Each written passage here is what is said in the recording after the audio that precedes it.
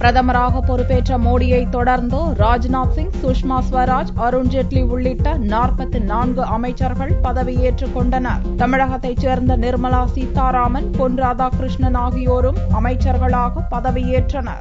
நரேந்திர மோடி அமைச்சரவை எதிர்பார்த்தபடியே சிறிய அளவில் அமைக்கப்பட்டுள்ளது. மோடி உள்பட அமைச்சரவை உறுப்பினர்களாக 45 பேர் இடம்பெற்றுள்ளனர். கேபினெட் அமைச்சர்களாக பாரதிய ஜனதா தலைவர் ராஜ்நாத் சிங், லோக்சபா முன்னாள் எதிர்க்கட்சித் தலைவர் சுஷ்மா ஸ்வராஜ், ராஜ்யசபா முன்னாள் எதிர்க்கட்சித் தலைவர் அருண்ஜேட்லி, பாரதிய ஜனதா முன்னாள் தலைவர்கள் வெங்கையா நாயுடு, நிதின் கட்காரி ஆகியோர் பதவியேற்றனர். அவர்களைத் தொடர்ந்து சதானந்த கவுடா, உமா பாரதி, நஜ்மா ஹெப்துல்லா, கோபிநாத் முண்டே, மேனகா காந்தி, நடிகையும் அரசியல்வாதியுமான ஸ்மிருதி இரானி, ஹர்ஷ்வர்தன், கல்ராஜ் மிஸ்ரா, ரவிசங்கர் பிரசாத், அனந்த்குமார் உள்ளிட்டோரும் கேபினெட் அமைச்சர்களாக பதவிப் பிரமாணம் ஏற்றுக் கொண்டனர்.